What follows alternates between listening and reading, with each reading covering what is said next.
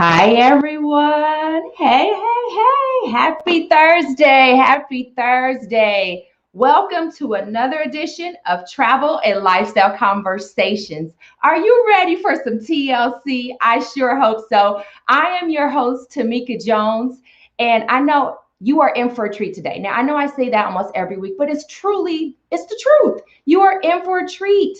This week, we are talking about champagne life. I'm excited to bring my guest today. The first guest, her name is Marvina Robinson. She is the founder and CEO of Stuyvesant Champagne. I'm going to let her tell most of her story. It is amazing. And then my other guest, his name is Brian Freedman. He is a travel and wine writer. And I would like to say a sommelier.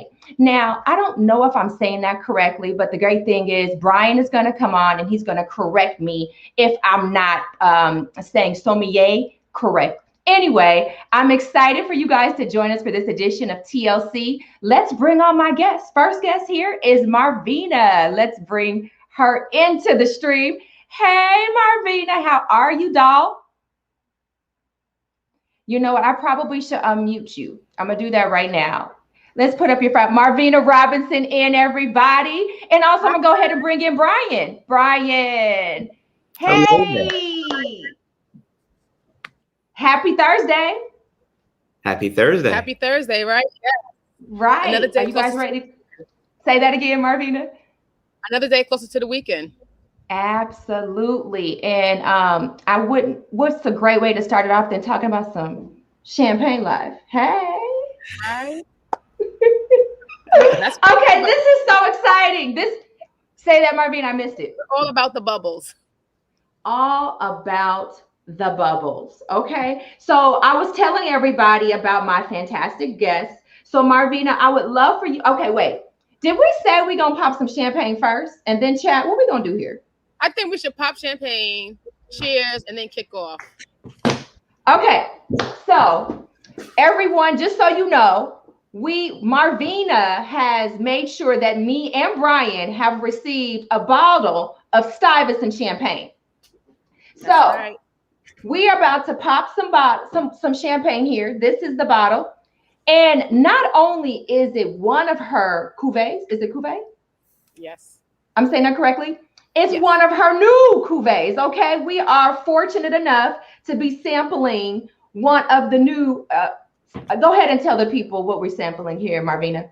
Blanc de Blancs. It's an all-white grape champagne, 100% Chardonnay grapes. And it just Blanc de Blancs. Last week. Okay. So we are fortunate because it's Blanc de Blancs. Blanc de Blancs. Here's the name right here. Blanc de Blancs. Cuvée alert. Cuvée. Tell Marvina, tell people what a cuvée is. It's just a type of champagne, a type of wine. So in our portfolio, we have a total of 7 different cuvées. Okay, cool. We're gonna talk about most of those later. Okay, Brian. So before we start to get serious here, I don't know how serious you get with champagne. Tell us, a little bit about how to properly open up a bottle of champagne. All right. So here's the thing. I mean, I know a lot of times when people open up champagne, look, for me personally, there's no better sound in the world than the cork popping from champagne, right? But that's not what you want to do, because if it's too loud a pop, you're going to lose that carbonation. Even worse, you might lose some of that precious liquid, right? So when what you want to do here, okay, when you're opening up the champagne, I'm a righty, okay? I'm a lefty. Okay, we can still be friends, Tamika. It's okay. So, hey. Marvina, we can still be friends because you sent the champagne, so we're best friends. So look, you want to take your dominant hand and you want to sort of put it over the top, right? Wait, and your so weaker hand, you want to rest it on the bottom. Once you get that off. Actually, guys, Tamika, before we do that, here's the big thing, okay? So take off the top of the foil, okay? So finish that. Good.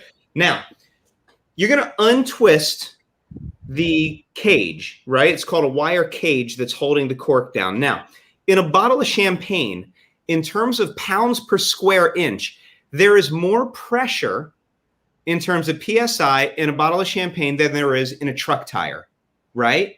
So this cork wants to get out of that bottle in the worst possible way. You have a lot of CO2 trying to push it out. So as soon as you unscrew the cage here, you risk that cork flying off. So what I always like to do is put your thumb over it, Tamika.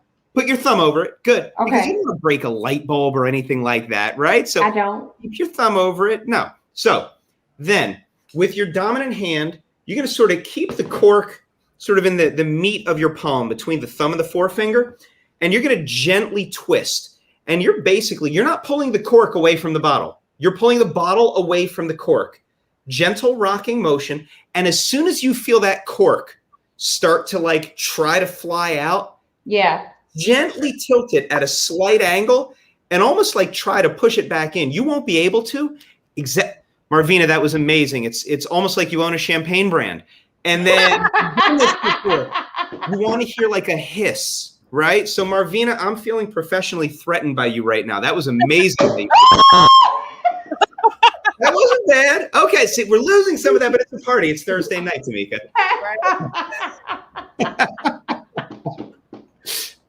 I love it. So look, I actually wanted that dramaticness of the popping of the bottle. I mean, I live for that. Other people do. I'm not as professional as Marvina. That's because I don't own a champagne brand. But you know what? I'm going to work on it because I love Stuyvesant. I've had several bottles. This is not my first, but you know, it's my first time sampling Blanc de Blancs. Okay, so I'm gonna pour some, everybody. We're gonna get our glasses ready.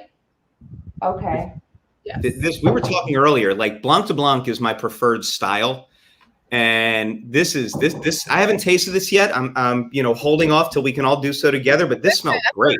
I'm ready to hear your honest feedback. Don't hold back because we're on this thing live. I want to hear your feedback. No, Marvina, I'm a writer. I can be mean. I'm gonna be mean and judgy. Okay, so cheers to the champagne life. Cheers. Cheers. And cheers to your show, Tamika. Yes, cheers to your show. Congratulations. Thank you. Thank you. This is the 3rd episode. I'm so happy. I feel even more relaxed. Why? Because I'm drinking champagne and hanging out with my friends. I mean, I like to say you guys are my friends. A little backstory for all those who are watching. Marvina and Brian, I met them when I was working for CNN. I'm a former CNN Airport Network producer and reporter. So I used to cover quite a bit of content, and I featured Marvina as well as Brian in some stories. So I'm so happy to have my friends here on my platform, toasting to the champagne life. So now that we have had a chance to sample the Blanc de Blancs, which is delicious as expected, I'm gonna go ahead and toss to Brian. Brian, what you tasting? What you feeling? What you thinking? I'm tasting happiness, which is what you want in a bottle of champagne. No, look, I think this is doing everything that you want a good Blanc de Blanc to do, right? So with Blanc de Blanc, and we were talking yesterday when we were doing our tech test, Blanc de Blanc tends to be a slightly higher acid champagne, and champagne is built on a skeleton of acid. Like red wine, tannic reds, Cabernet, Shiraz, that sort of thing. They tend to find their structure with tannin, right? But Blanc de Blanc champagne, white wine in general, but especially Blanc de Blanc, you want that mouth-watering acidity. That's what's going to give us the structure. And do you guys taste it? When you're tasting this, you feel it right here, those salivary glands, they start firing away, right? To me, that's the first thing I'm looking for with a good Blanc de Blanc. Because if I have a Blanc de Blanc and it's kind of flat and there's not enough acidity there, I'm wondering what's the point of that being a Blanc de Blanc in the first place. So great acidity here. I love the fact that we're getting, when you smell this, right? Yeah. There's a little bit of that toastiness, like you walk into a bakery, right? And they just pulled the baguettes or the pastries out of the oven. You get quite a bit of that warm butter pastry. That's also classic. That shows me that this has been well aged. Once they were doing the secondary fermentation in the bottle. I think this is, if I'm giving my professional assessment here, I think this is both here. So ready for some wine snobbery here? This is both technically sound, meaning it does exactly what it should do for the style. And it's also, there's a generosity here, which I love, right? So sometimes Blanc de Blanc can be all about the acidity. And maybe it's the kind of thing where it's great with food, but you don't want to sip it on its own. This is one of those Blanc de Blancs that I think would be incredibly delicious at the table, but really easy, almost too easy for me to drink the whole bottle of. I mean, I'd share it with my wife because I'm not allowed to not share it with my wife. Of course not. But this is one of those wines that you can drink on its own or with food, which I think it puts it in the upper echelon. So I think this is delicious. Congratulations. This is a serious bottle of champagne. I'm privileged to drink this. So Marvina, based on Brian's me too. Marvina, based on Brian's assessment, how would you say? Did he hit it the nail on the head? Tell us more. Because even with like the overall smell in the champagne, right? It's light and it's floral. It's not as floral as the other brands because it's 100% Chardonnay grape. So that's actually 100% accurate. I don't have the technical terms as he has, as Brian has, but that's exactly what it is. And even actually to the taste, like for me, when I taste, it's subtle, it's nothing overpowering, and it balances out well. And that's. Oh, I think Marvina froze a little bit. From Blanc de Blanc, because I want to pair the brand. Oh, am I unfrozen? You're good. You're unfrozen. You're good now. Okay, great. Sorry about that. So for me, I taste a lot of different Blanc de Blancs because I want to compare my brand to others, and just also not marry my palate to only be Stuyvesant. So I went through probably 8 different Blanc de Blancs within the last month. Don't judge me. I think my neighbors when they look at my garbage can because I recycle, and I'm like, they probably think I am a true alcoholic. So it is what it is. But that's the beauty. I get to say, drinking champagne is my job. Tell them to mind the business. Just mind the business. Just mind the business. Okay, you know what we haven't had a chance to do? We just jumped right in, but as we should because we're talking about champagne. So I would love for you both just to introduce yourself and your brand so people can have a better understanding of all this greatness that's in the room. Let's talk about all this greatness. So Marvina, tell us about yourself and Stuyvesant, if you don't mind. Okay, so my name is Marvina Robinson. I am the founder and CEO of B. Stuyvesant Champagne. The brand name is named after the neighborhood I grew up in because I wanted the overall company to reflect who I am and where I'm from. So I was born and raised in Brooklyn, Bedford-Stuyvesant. So that's where B. Stuyvesant come from. We publicly launched February of 2020. When I say publicly, I mean first time a bottle was sold in a store, tasting for all. In February 2020, over the past we're over a little bit over a year, the brand has grown tremendously, way past my beliefs. Like, this wasn't my plan. My plan was to open up a champagne bar, and the champagne was supposed to be the house brand. It wasn't originally meant for me to put on shelves, but that's just like, sometimes you think you have the plan, but you gotta go through the twists and turns. And this forced me to actually move forward with producing, full portfolio of the champagne. So I'm happy to say, to this current day, our full portfolio for 2021 has arrived. We started initially with 2, and we are a full portfolio at 7. So I'm very excited. Here we are. Here we stand. And here we grow. Congratulations, Brian. Tell us about yourself. So I think I have a similar problem as Marvina. If you saw our recycling bins, plural, every other week, there's a lot of bottles. This is actually our dining room. This is part of a wall in our dining room. It's not a Zoom background. This is my homework for the next couple of weeks. I am a wine, spirits, travel, and food writer. You can find me pretty easily at Forbes.com, Food and Wine Digital. I've done some coverage for Travel and Leisure Online. I'm a wine enthusiast, whiskey advocate. My kids say, that I sit around the basement drinking wine and whiskey all day, but that's actually not the case, unfortunately. I also consult for restaurants. I help develop wine lists, cocktail and beverage programs. I have a small wine importing company called On the Front Vines. And right now we bring in one amazing producer from South Africa called Holden Mons, and it's just fabulous. And I host virtual and in-person events for corporate and private clients around the country. So, you know, it's I'm up to my eyeballs in fermented deliciousness every day. It's an okay way to make a living. You know what, Brian? I gotta say that again, Marvina. I gotta come to Brian's dining room. Come on over, right. I need to know, Marvina. Okay, so we're not the only one, Marvina. I need to bring in, we have comments, we have viewers, we have people who have joined the conversation. And so like to Marvina's point, we're not the only one that's envious of Brian's job. Right here, comment, Brian has the best job. Absolutely. I think you do, Brian. Look, but I don't think yours is too shabby either, Marvina. If it involves bubbles, I love it. Absolutely.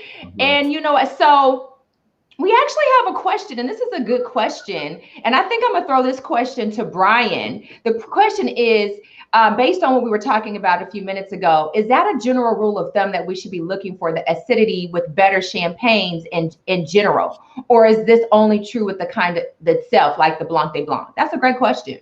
That's a great question.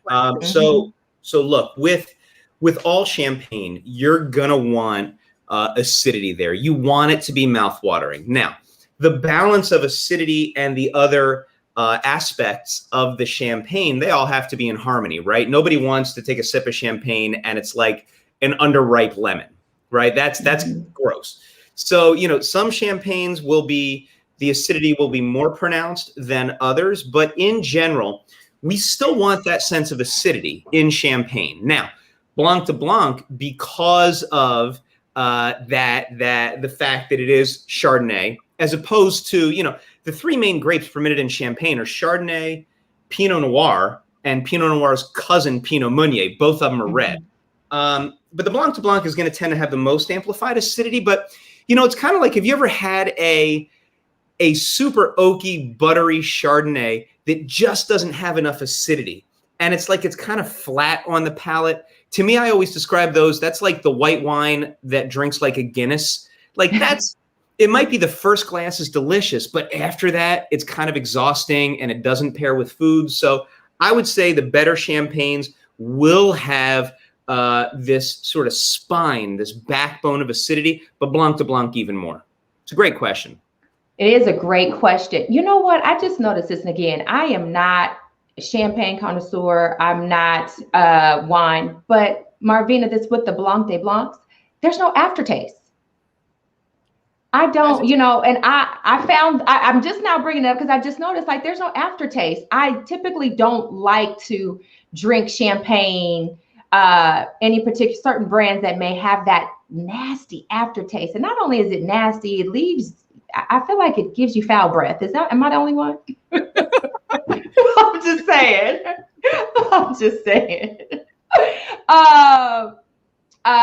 So we're going to be moving on. Now, we talked about the champagne, how to pop champagne properly. Brian, let me take the question up. Also, let me let everybody know, please leave a comment or ask a question. That was a great question. We're getting great comments. Please join the conversation with me, Marvina, and Brian. You know, let's talk about wine. Let's talk about champagne. You know what, Marvina, you and I had this discussion a while back, and I believe Brian and I have had it too. It's just, how do you sip champagne properly? Isn't there a certain way you sip it? I mean, I know we just go right in. I'm probably really over here like, you know, isn't there a certain way to sip it so you can really enjoy it, enjoy the flavors, and just savor it? So, two ways to answer that question. The politically correct question, the political way, and then the other way. So for me, when I open up a new bottle of champagne that I haven't tasted yet, right, I go through the whole sensory act: sight, sense, you know, smell, taste, all of that. You know, you taste with your senses, your 5 major sensors. So for me, like, I listen to hear, how does the cork pop? I look at the sight, like what is the color of it, of the bottle. For me, when I first take my first sip, this is not my normal drinking glass. I'm just in my office and I didn't bring my good glasses. Is there a special type of drinking glass for champagne? No, I always say this isn't a typical flute because this has a wider rim. I say a standard flute is Spanx for champagne because it restricts it. It's not allowed to open and breathe. So I normally drink out of a nice white wine glass for me. Okay. So this has I don't know if you can see it, but this is not as tight normal for a normal flute. So it's a little bit more open. For me, when I do my first sip, I always snip. But when I snip, I put my nose in my glass. Brian, you do the same? Mm-hmm. Yeah. In fact, yes. I'm sorry. Go ahead. Please, Marvina, please go ahead. Oh, I was saying the glass that Brian is drinking out, that's typical the glass that I drink out of, because you can assess and you can analyze the full composure in the glasses because it's wider brim and you can see everything. Exactly. Perfect. These are the glasses we just use in the office because we have a lot of breakage around here. So, I have to mind. Wait, I came prepared. I mean, I just wanted to be cute, but look, wait. You know what? Wait. You know, look. I don't want you to think I'm completely off. Now, this still may not be the right. I'm filling up solidly over there. Let me fill up as well. Look, okay, I can play along too. Okay, I have the clear glass. It may not be the same. May not be the proper one that Brian has, but I can look inside. So and I think, Tamika, you just said something important there, right? And that's, there's this idea when it comes to wine that there's a proper way or a proper thing and an improper way. The truth is, I think wine, there's so much baggage with wine, and there can be a little bit, I know this is going to be a shock to everybody watching, but there's some snobbery once in a while associated with wine. I know, I'll let that sink in. But it's crazy, right? Yeah, and that's crazy to me because at the end of the day, I got into this line of work because I love the liquid, and I love that it's the most amazing lens through which to see history, geography, geology, language, all this other stuff, right? But at the end of the day, I love what wine means and what it stands for. And I just love how it tastes and smells, right? So I think we can get caught up sometimes in this idea of the proper, but, look, I use this glass and I agree with Marvina. It's the classic champagne flute that's like really narrow. You're totally right. It restricts it. You can't really get your nose in there. It doesn't develop aroma. The vast majority of what you taste happens in your nose anyway, right? That's like when you have a bad head cold. You can only taste like sweet, salty, sour, bitter, and savory. That's what the tongue does. And the nose does everything else.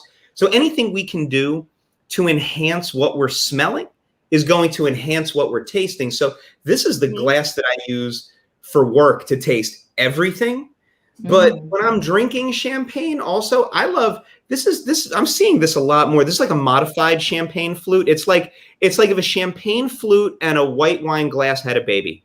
Right? Because it's not too wide, so you're not going to lose the bubbles too quickly, but it still has a wide enough opening here. You can really experience the aroma. But yeah, you want to have a little room for the liquid to stretch out a little bit. So we have some comments and some questions. Let's bring some in. So here's the question. It's actually a good question. Brian or Marvina, I'll throw this to either one of you. What is some good advice about pairing champagne with food? Marvina? So for me, what I always like to tell people is look at the tasting notes of the champagne, right? Everybody's pound. For me, I talk about champagne specifically because that's all I know. Like, I'm not the wine person, the wine guru, whites and reds, but I talk specifically about champagne. I always say, look at the pairing notes, right? For me and my brand, what I normally do is on our website, I post tasting notes, and I also point what's perfectly paired for. Being that we're drinking Blanc de Blancs tonight, for me, and I did this with a co-friend who's actually a professional chef. I pair the Blanc de Blancs with lobster, right? It's perfect blend with lobster, a little bit of soft butter. And also a nice salmon. I also do not eat pork, so I don't ever pair anything because for me to make the suggestion and agree with it, I have to naturally sample it. So I always tell people everything I suggest, I've tasted it together. So I'm not open quote BSing you. So for our Blanc de Blancs, it pairs well with lobster. also with appears well with a nice salmon cooked, cooked pan fried with nice soft butter, sea salt. That's perfect for it. Also on our website, what I also talk about, maybe on our IG page, is I talk about, like, here's my motto: we sip it, let's learn about it. So throughout the weeks, there's like probably once every 2 weeks, I post like different things about how we begin to pair champagnes and stuff like that. Though I suggest things be paired with Beast Stuyvesant, I do it generically, so that if you have another brand you want to try, because unfortunately this is not the only champagne I drink. I'm a champagne, like, I'll drink. Funny story is, I don't have any Beast Stuyvesant champagne in my house. I live by Biggie's rule: never get high on your own supply. So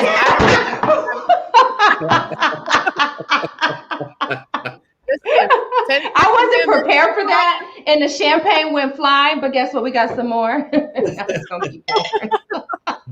So I don't have bottles in my house. So but I have a 56 bottle champagne fridge, and it's compared to probably 40 bottles at a time, and I don't have any Beast Stuyvesant. So I sip a little bit of everything. So when I do my tasting notes to pair, I pair it with let's say Beast Stuyvesant first, but then I also take those same pairings and I put it to different brands of champagne, and it always goes well. That's my view. So I'm here. I would love to hear Brian's view. Yes, I want to, Brian, please let everybody know, what would you pair? And let's continue to answer that question. What would you pair some champagne with? So and I'll go ahead and pop up one more time the question, just in case some people started to tune in and they didn't get a chance. And we have more and more questions and comments that are coming in. So continue to leave questions and comments. Go ahead, Brian. I'll go ahead and pop up the question again. Yeah, I mean, I love what you said, Marvina, about, lobster, I think, is a wonderful pairing partner. Salmon, the butter, I think, in a dish like that. There's a natural affinity between butter and even, like, once you cook it towards that brown butter end of the spectrum, I think that works brilliantly with champagne. But I will tell you, for me, I love pairing champagne best with fried food. Yeah. Right. I mean, and I don't care what it is that's fried. Like, the first maybe it's good that I drink for a living because I'm a Philadelphia Eagles fan. So we need something to sort of make us feel less bad about ourselves. I don't know what the season's going to bring. I don't want to talk about it. But like that first game of the season, I love popping a bottle of champagne and just having like a bag of good kettle chips. And I think, one of the reasons that fried food and fried food. Yes. I love this question here with the question mark and the exclamation point. Yes, because when we're pairing wine and food, right, we're looking for not just complementary characteristics, but also contrasts as well. And if you have, fried food, there's richness there. There's a little bit of oil and fattiness. So we need something to cut through that, right? So champagne, the acid will slice right through the richness, through the oil, through the fat. The bubbles will almost act like a natural sponge, scrub the tongue and get you ready for the next bite. So fried food and champagne, I think, is some of the greatest pairings that you can possibly do, especially with Blanc de Blanc, but really across the spectrum of champagne. You really can't go wrong with fried foods and champagne. Yeah. And I'll take it even further. I mean, like a good and a good potato chip, right? Like a kettle chip or something like that, a little thickness to it, dipped into like a crab dip or something like that, right? Even more savoriness. It's unbelievable. I promise you won't be upset.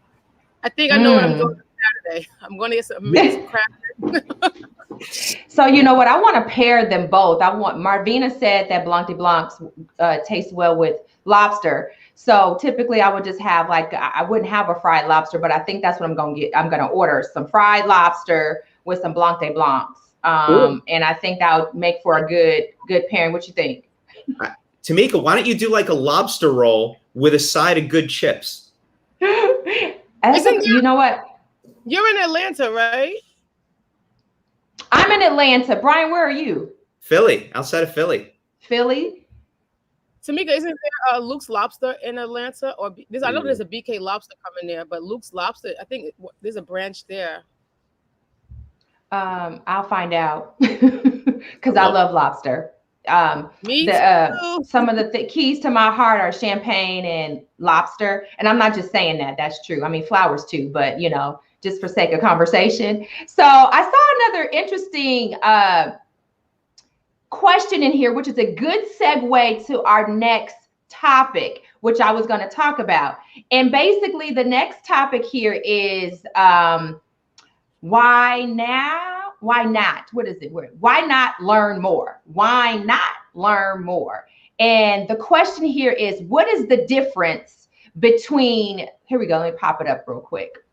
The question is, what is the difference between champagne and sparkling wine? This is a great question. And we were already going to discuss this, but I'm happy somebody asked because people want to know. And I would love to get both of your opinions on this or, answers on this because they may be different. So I'll start with you, Marvina. What is the difference between champagne and sparkling wine? So all champagnes are sparkling wine. Sorry, I'm in our backyard, so I have to swat away the. You're not just in the back. Tell them before you answer. Tell everybody where you are, particularly. I am in our champagne garden. In our headquarters, we have a beautiful garden that we converted to a champagne garden. And this is where we do our shows, our tastings, and we just have a good vibe out here.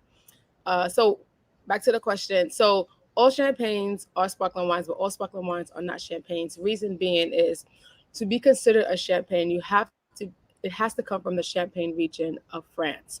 So that's the short summarized version. Brian, can you add to that? Sure. Yeah. And I think Marvina hit on the most important part, right? Is that all champagne is sparkling wine. There's bubbles in it. It's sparkling.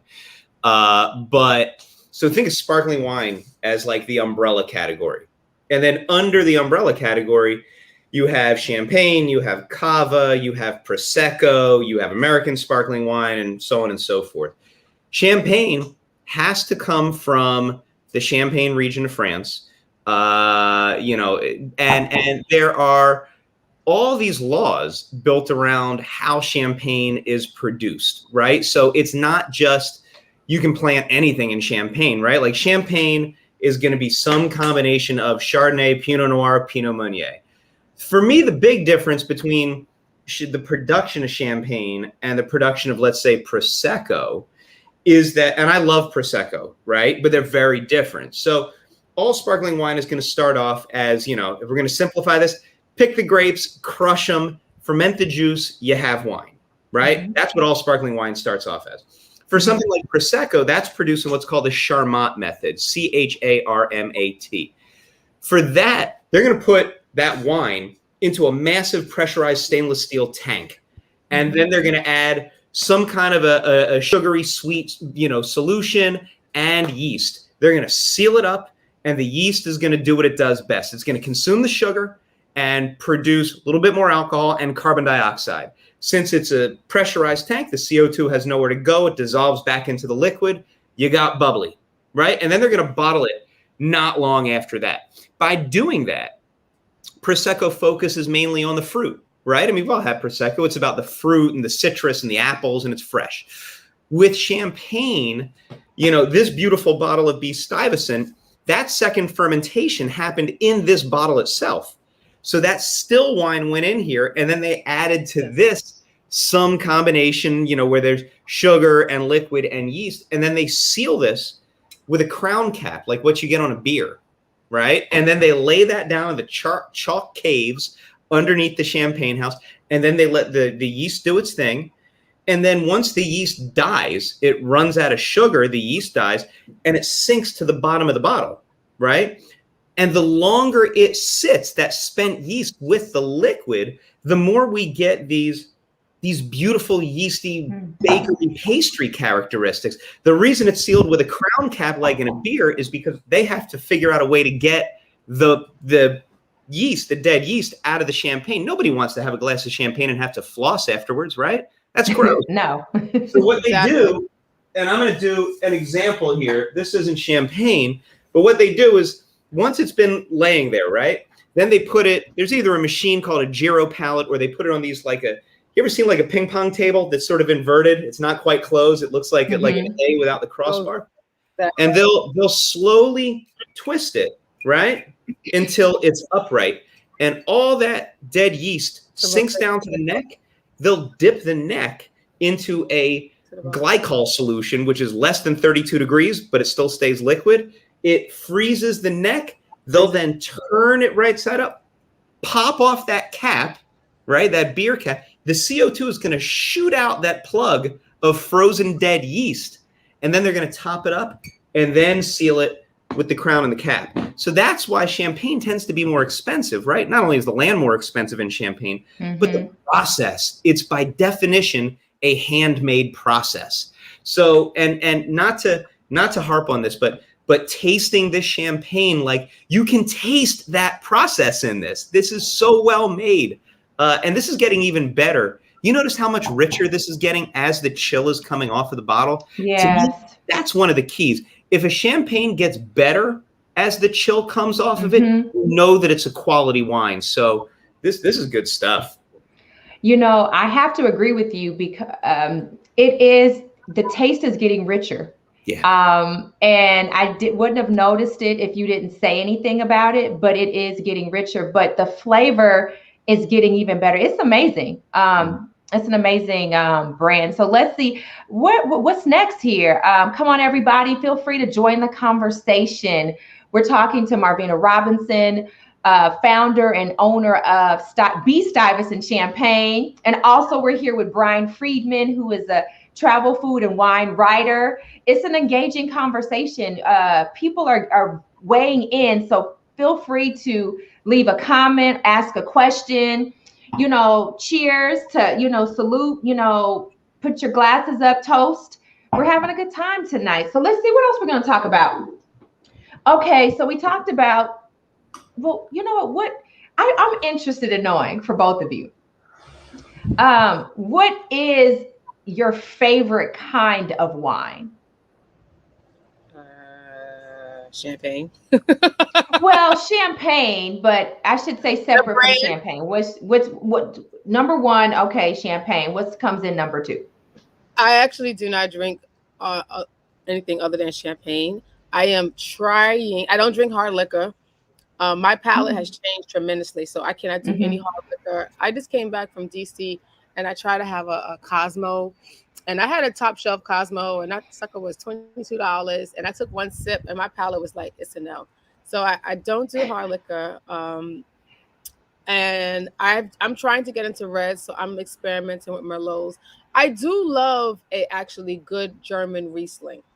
Oh. It has to be like not too sweet. It has to be like a little tart. I don't like sweet. So a German Riesling is my alternative, but it has to be, like, I have to be in a mood for it, because most of the time I just go to bubbles because of my palate. So when I'm starting with a good German Riesling, that's actually probably my other go-to. I'm trying to get into Malbecs maybe this winter. I'm trying. I've failed miserably, but I'm trying because I got to try new things. Okay. Brian, can you answer that question? What's your favorite separate from champagne? If your first choice is champagne. I love that you said German Riesling. Good German Riesling is actually one of the great secret weapons when it comes to pairing with food, right? Like if you have a dish where you're like, I don't know what's going to go with this. Like the sauce requires one thing and the protein requires another. And then there's some weird seasoning going on. Like Riesling should cover your bases there. So I love Riesling too. For me, it really depends upon what I'm eating, because most days I'll start tasting pretty early in the morning. Unfortunately, I don't swallow any wine until it's time to like cook dinner. I spit like a car payment's worth of wine most days. Not a car payment, Brian. Not a car payment. It's bad. But for me, by the time it's time to like drink something with dinner, it always comes down to what we're eating and what we want to pair. I mean, the big benefit of what I do for a living is I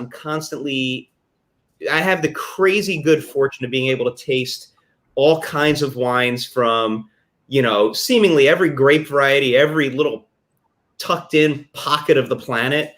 So, I grew up on Bordeaux and Napa Cab.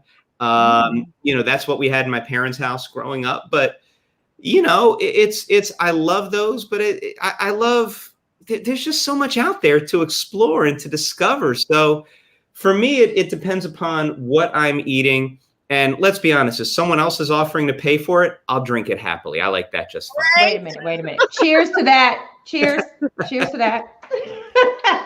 Cheers to that. We adopted a dog in October. We don't have any money anymore. Murray, the 60-pound shark, is taking all of it. So whoever wants to buy a bottle of wine. What's this? I just got a dog too. What kind of dog do you have? So he looks like he's mostly a black lab, but he's only like a third. But we got him, and we live in a small house here. Most of the square footage in the house is taken up with bottles. There's not much room for people, much less a dog. And we told the kids, like, we're going to get a small dog. And then they fell in love with Murray, who's now like 60 pounds. He's a puppy. He has no idea how big he is. He's great. What did you get? I have a mini golden doodle. He's not a mini though. He's kind of big. Yeah. Benji is so much energy. I'm like, oh my God. When I bring him to the office, he just takes front to the back to the front. He has one of my neighbors. He stores down. He's a dog walker. So Benji's expensive. Benji goes on $50 walks. So per walk. Okay, so Marvina, I want a golden doodle, but I may have to I'd rather put that $50 towards champagne. It's a 4-hour walk. So Benji goes out. Today he had a 4-hour walk. So he has an Aussie. So they're like best friends. They're becoming best friends. Tomorrow they have an hour walk. That's like $30. But yeah, Benji cutting into budget. But that's when I'm away, I look at the videos of him, and it just brings.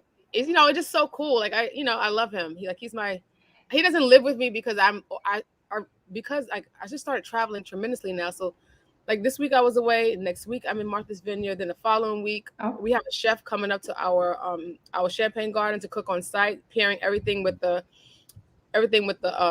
champagne. Some are infused.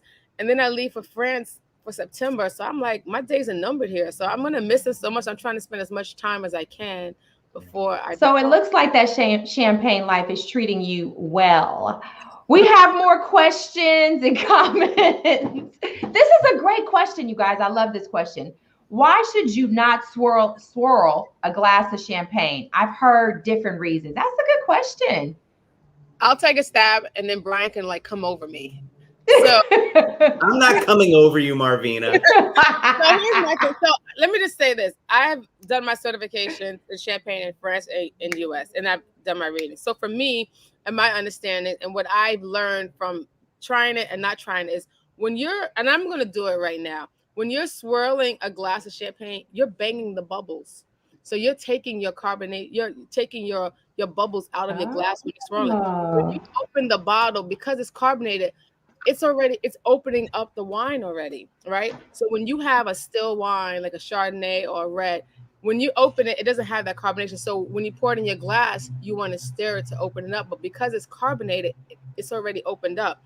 So no, I never correct anybody on the spot because I don't want to offend anybody. When I see them swirl, I'm just like, head-to. But I just think about it. Everybody has their own views and opinions. And also everybody likes certain things. So I never want to come off as I'm being the snob, so I just, it's just okay. So let's hear Brian. Come on, Brian, bring it on in. Come on, Brian. No, but before Brian starts, I will say, Marvina, you got a comment. Wow, this is good. I mean, So hey, come on, Brian.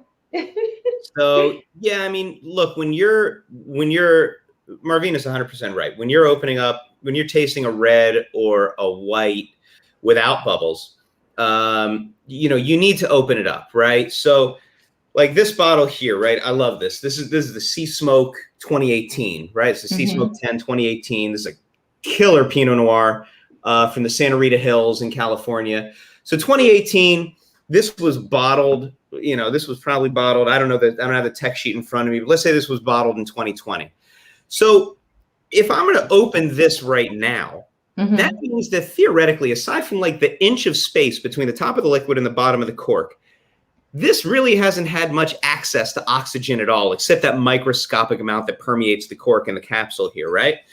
It's like you need to stretch it out. You need to open it up. Imagine you've been in bed since 2020 and then like, you know, you're going to run a marathon without stretching. You're not going to get very far. It's the same thing with still wine. You need to swirl it. You need to stretch it out.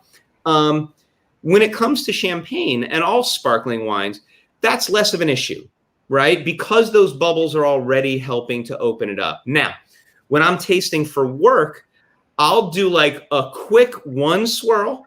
I don't want to damage the bubbles, like Marvina said. You don't want to, you know, bang it up texturally. But that one little thing, that actually creates a very fine layer on the inside of the glass. And that's more surface area for you to perceive aroma from.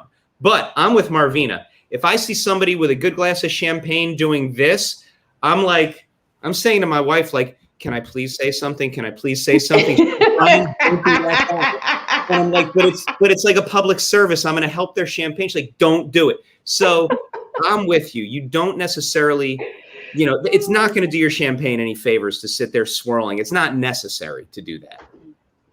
Awesome. So we are coming into the final minutes of the show, you guys. It's so good. We have another great question. Here we go. It's a two-part question. What is the perspective on the health benefits of wine or sparkling wine? This is good. And what are thoughts on wine that promotes having less sugar? Love it. Love it. You want to jump in? I'm going to toss to either. You know, I feel like both of you guys can just grab whatever part of the question. Maybe I have my own views. I took the lead. I'll let Brian take it. I have my own. Okay, views. Brian, maybe we can split it up. Maybe we can split it up. I mean, we got a little time. If you guys got a little time, I got a little time. Brian, are the kids in bed? I got a lot of time. No, I'm just like, we just gonna finish this bottle here. We're gonna turn the music on.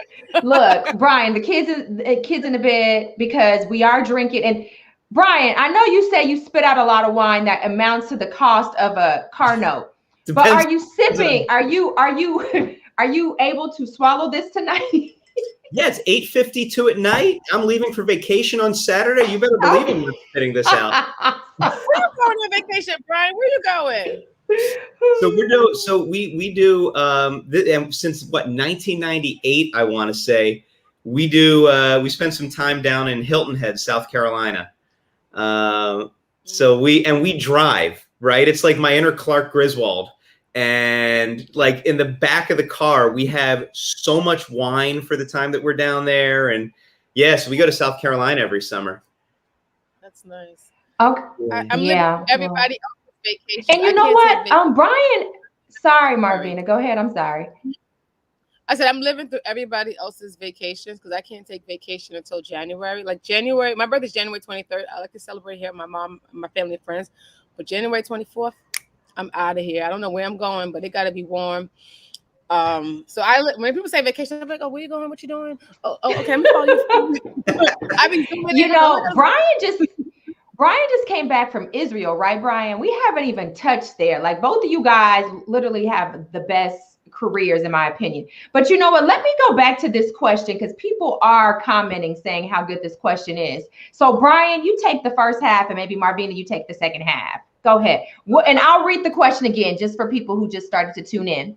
The question is, what is the perspective on health benefits of wine or sparkling wine? Brian will take that half, and then Marvina will answer the second part, which is, what are thoughts on wine that promotes having less sugar? So I have very strong opinions on this, and this is something that has been roiling the wine industry recently. So I'm going to give you a two-part answer. Look, I think that the science is fairly clear that there are significant health benefits to moderate consumption of wine. Look, anytime you consume too much of anything, certainly alcohol, there's going to be some detrimental impacts. However, the science is pretty clear that wine at mealtime, not drinking to excess, is quite healthy for you, especially the more tannic reds, right? Because then you have all kinds of antioxidants. It can be quite healthy for you. Also, anytime you open up a bottle of wine with a meal, generally speaking, you're going to tend, and this is just human nature, you're going to tend to eat a little bit more slowly. You're going to tend to linger a little bit longer. And that, I think, in addition to, the health benefits of the wine itself, that I think is a more healthful way of eating, right? Like, it's hard to enjoy a bottle of champagne or a couple of glasses of Cab or Merlot or Riesling or whatever if you're eating in your car. First of all, that's illegal and you shouldn't be drinking wine in your car. But, if you're sitting down at the table, right, and lingering and taking time and breaking bread with friends and family and loved ones, I think that is inherently beneficial, right? Mm-hmm. Now, I will say, and this is something that a lot of my wine professional colleagues, we've been talking a lot about. We've all seen the ads in probably in the last year more than anything for so-called clean wines, right? And that's, this drives me crazy. There's wines, constantly pops up on my Instagram feed, my Facebook page, advertising clean wines that are made, in a way that is supposed to be, more pure, more natural. And the implication is that if you're not buying a wine that markets itself as a clean wine, then, you're by definition buying dirty wine, right? And that drives me crazy. Wine is an agricultural product. And there are some wines out there that are just bulk produced, and, they're more almost like an alcoholic beverage than a wine. But good wine, true and honest wine, to me, there's a direct line connecting the farmer who's growing the grapes to the person who's popping that cork. And, if you're drinking an honest, well-made wine, how can that not be healthy for you? We've been drinking it as a species for thousands of years. I mean, I was just tasting wine in Israel last week, and I saw some wine presses in the fields that were like thousands of years old, right? I mean, we've always consumed wine as people. And I think it's good for you. As long as it's not in excess, I think it's a wonderful part of a healthy, happy lifestyle. There, I'm done. That's all I have. Love it. Drop the mic. Now, Brian drops done. Drops mic. Drops. No, I'm not dropping my glass. Don't do that, Mika. Drop the mic, not the glass. Not the glass. Not the glass. Not the glass. Okay, Marvina. The second part of that question, let me bring the question back up. The second part is, what are thoughts on wine that promotes having less sugar? You have some info for that, Marta? I really think that goes on the individual's palate and health reasons. I'm not a doctor. I don't promote anything over sugar or anything. What I say is this: everybody's palate is unique. Somebody acts our champagnes are all brut. Rose only sweeter we have is a demi-sec. So somebody recently asked us, will we have one with less sugar or no sugar? And for me, I'm an independent small business. I put out a full production, and I haven't brought that into our portfolio yet. It's on the horizon, but for me, I look at how is it going to move? Is it going to move as fast? So although we're working on it, it's more about probably going to be in smaller consumptions. But my overall response is it's dependent on your palate, if you like it, dislike it, and there is the strong difference. Like for me, when I had one with less sugar, my taste buds was like, oh girl, no, So you have to decide that if you like it, and before you truly invest on a more of a less sugar, to say you want to roll with it, try different brands. And then you can see if you overall like it. But for health reasons, I would say, that's with you, depending on your dietary restrictions. And that's how you actually, make that decision. Yeah, I agree. I can see how it's become. Right. I can see how it's becoming like a trend now, because with, the climate we're in with COVID, and people not really being able to get out as much as we used to and burning those calories. So it's like, how can you cut calories in certain areas? And, maybe that is what, I don't want to stop drinking wine. I don't want to stop drinking champagne. So maybe I could just drink that wine or champagne that has the less sugar. But also, is it going to complement my palate as well? But I do agree that you got to, we're no doctors here. But,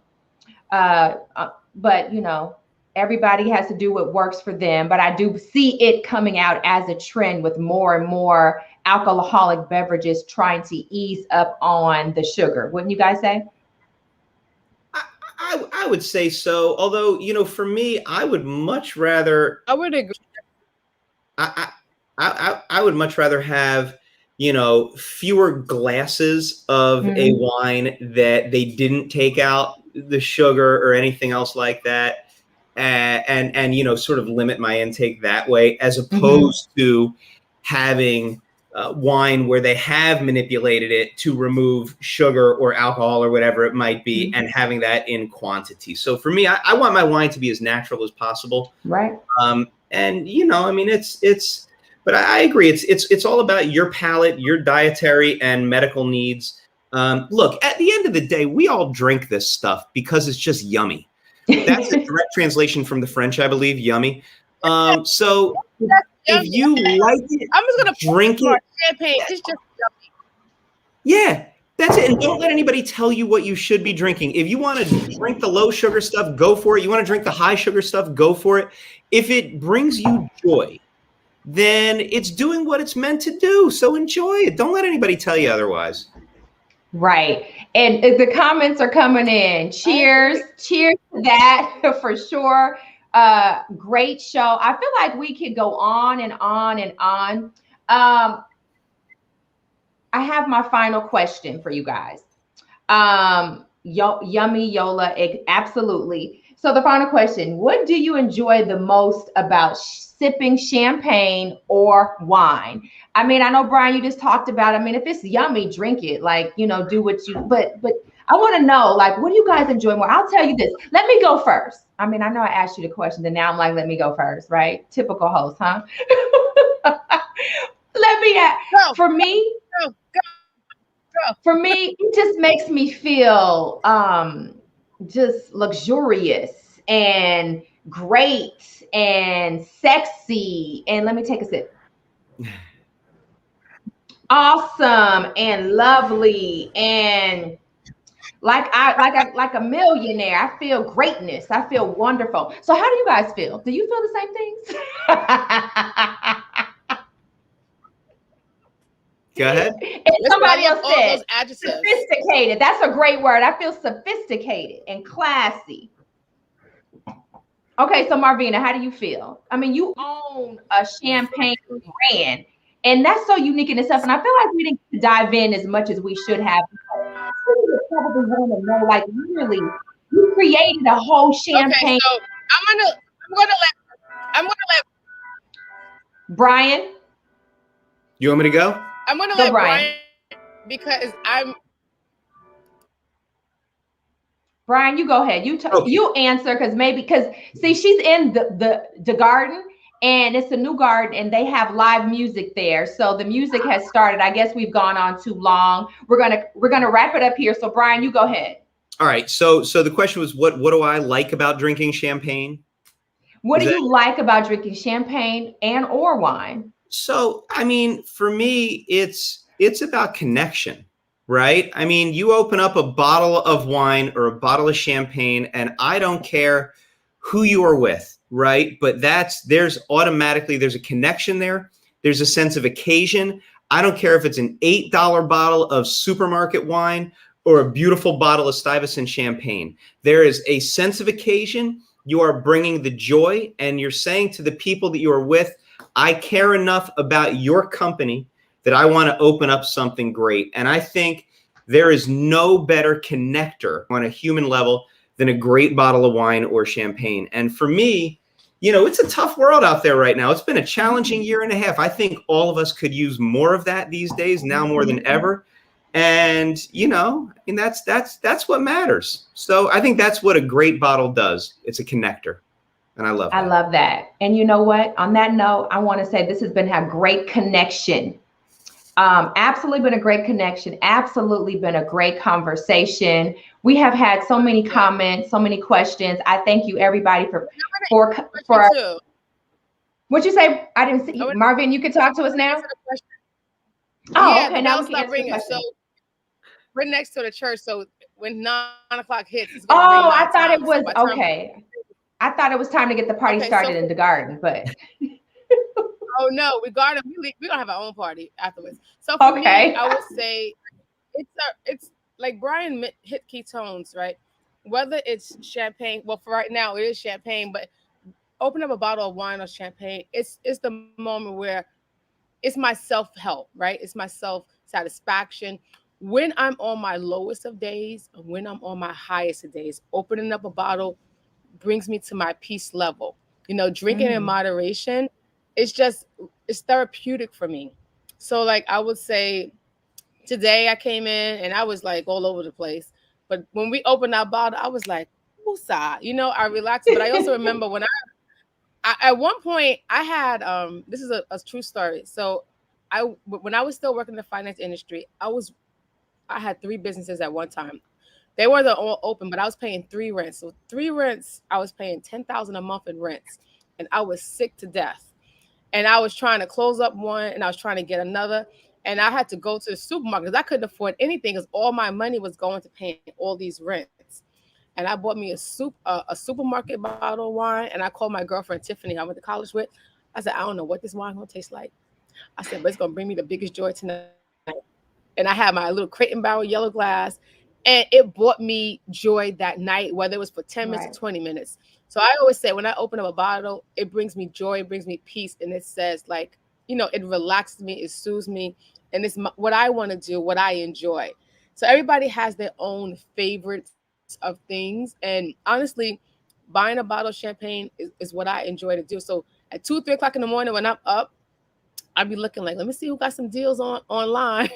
And I find me a nice bottle and I buy like different brands all over the States. And I just, hey, here we go. So when I get when I see my boxes, when I come home, I be like, oh yeah. So I agree with Martha. It's your little things of joy. It is. And so, I did promise the people that off the top of the show, Brian. So Brian, and then I'm going to toss to you real quick too, Marvina, 2 things. First thing to Brian. How do I sommelier or sommelier? Sommelier or sommelier? So yeah, it's sommelier. So it's sommelier. So that last part of it is sommelier. And that's sommelier. It's like, yay, there's wine. And then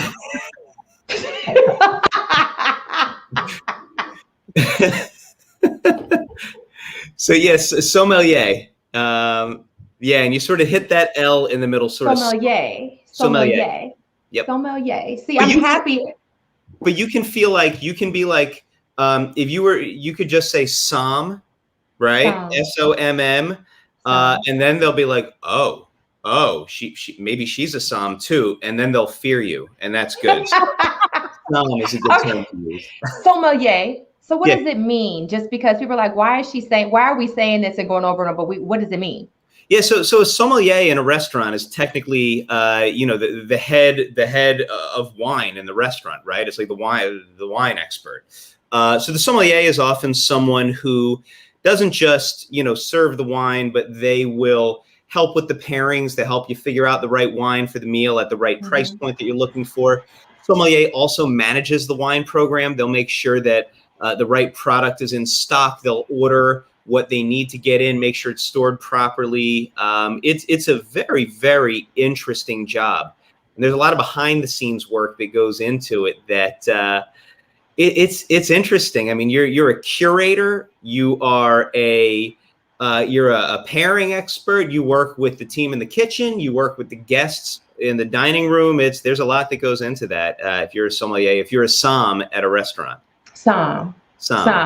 Okay, well, thank you for educating us on som. Good, sommelier. That was good. And for you, Marvina, I would not be doing my job, and I probably have buried the lead here, but I'm coming back to it before we wrap up this program. Of course, we've said you are a champagne owner, one of the few Black-owned champagne owners in the US. And truly champagne because it comes from the Champagne region of France. People are going to want to know more of the backstory. Like, how were you able to create this B. Stuyvesant brand? And it has blown up, so to speak, like really become successful you in a short amount of time. So people are going to want to know that backstory, want to know, wow, how was she able to do this? I would first tell them to Google Tamika Jones CNN story. You better tell them. Yeah, you know, it's so funny. Because you know it aired in airports. So people were like, oh my God, I think I just saw you in the airport. Is that you? I'm like, oh yeah, I did a thing with CNN. So I would tell them, Google it. No, I'm just playing. I will tell you them better that, plug it. You better like, plug it. You better. It is on my website, TamikaJones.com. I love it. I love it. I would tell you. I would say I was persistent. Like if somebody tells me no, I don't always take everything as face value. I have to figure it out my own. So, and a lot of people told me no, or told me that this isn't my industry, you know, and as a woman or probably being Black. I don't speak French, not an introvert. Google Translate is my best friend. But I just had to keep going because I knew it was something but I wanted, and I didn't want to turn away from what I desired. So I said, somebody out here gonna work with me. And though I had people who was interested, right, but they wanted to dictate to me. And for me, it's more about, it's not dictation. I know I have the vision in my head. So I'm going to tell you what my vision is. And if you could help me bring it to life, because you are the expert. And I only work with a grower. So we're like a small farm. If you could bring my vision to life, we're great. You know, so a lot for me, what was very important is producing different cuvées and also different sizes. So for us to have a 750 milliliter, to have a Magnum, even a Jeroboam, and we're also coming out with 187s, which is for the holiday season. And it's something I really wanted. Most people say, "Oh no, we can't do it. Oh no, we can't do it." So I mean, I don't want to work with you because I feel like my vineyard, we're like connected. I love her. You know, she works with me. Sometimes I'm delayed on my responses, and because with COVID, it was a struggle to really like communicate. So Zoom, WhatsApp was our best friend because I was over Zoom calls. I'm like, I don't want to look at Zoom. So WhatsApp became us, you know, marrying each other and talking about this, sending screenshots, working with our vendors. What do we want to do next? So I would say MP is like my lifesaver because she did the legwork when I couldn't do the legwork. So I'm so excited to return to France in September. And I'm telling her, like, I'm going to do all the legwork. I don't know what you're going to do. I'll see you. She's like, oh, we could do, I'll see you there and I'm going to take care of everything. So for me, it's like, you can't take no, you got to be persistent. Even if somebody says no, you go around it. I mean, unless it's breaking the law, then just take it as a no. Right. But, you know, you have to really, I'm not telling anybody to break the law, but I think everybody has a gut feeling to know what's right and what's wrong. And for me, when people was initially trying to work with it, I knew this wasn't right for me. Or some of the vendors, which, because you think about it, these things all cost money. The cork, the cap, and initially they had these high minimums, and I couldn't afford to do it. And as I grew, I began to be able to afford it, so I started to import them. And those are the things you need to say. Okay, they don't want to work with me. Fine, I'll find somebody else. Somebody's gonna have my lower minimum, and then when I can come up, you know. For me, I go with loyalty. So you stuck with me when I was struggling in the beginning, and I'm still struggling. You know, as I grow, I'm very appreciative of everything. So I just say, I don't know. I'm gonna correct you on that. I don't know if you're struggling because you got a trip to Napa Valley. You just came back from DC. You going to France. Life appears to be good to me, but that's just, you know, from my perspective. You know, I know we could probably go on for a whole nother hour, but I know that, you know, we probably should just get back to our lives. You guys have provided so much wonderful information. I want to make sure everybody knows how to reach both of you. So we're going to, okay, that was Marvina Robinson with Stuyvesant Champagne. Please go out to support. Here's her website, www.stuyvesantchampagne.com. You can follow her and how Stuyvesant is doing on Instagram at Stuyvesant Champagne. And then we have Brian Freedman. Brian, you can follow at briandfreedman.com. Again, www.briandfreedman.com. So you can check out all of his reports on several different media outlets, all things travel, wine, food. You're going to get some great information. Brian also has a weekly show that he airs on Instagram, right, Brian? It is on Instagram. Yeah. I follow you. Thank you, Tamika. We are friends. Absolutely. We are friends. I love the content. Yes. So Brian has a show on Instagram weekly. Is it every Friday, Brian? Correct me if I'm wrong. Yep. Every Friday. And catch him on Instagram, Freedman Reports. And again, you will catch all his other reports. You both have been a wealth of information. It was so important to me for us to bring this connection together. And that's why I feel like it was a huge success. And I appreciate you guys coming on this platform. I appreciate you coming and giving the people a little TLC. So as we go ahead and wrap this up, I want us to put our glasses up, because the way I have a little way I like to close the show, but I'm going to tweak the verbiage this time. So here's how I'll close the show. To everyone, travel safely, live intentionally, and cheers to every moment. Thank you guys so much. Marvina Robinson, Brian Freedman, I appreciate both of you. Cheers to the champagne life. Cheers. Thank you so much for this platform. And Brian, it was a great conversation. Thank you guys for a great conversation. Oh, wait a minute. I don't like to go when people bring comments. Oh, well, you know what? Here's a good way to end the show. I thoroughly enjoyed tonight's show. I'll be buying Marvina's champagne and following Brian's show. That's how you end a great show. And one more comment. Cheers. Cheers. Yes, Janelle. Thank you, guys. I appreciate both of you, and have a wonderful evening. Everybody have a great night. Okay, that was great. Yay.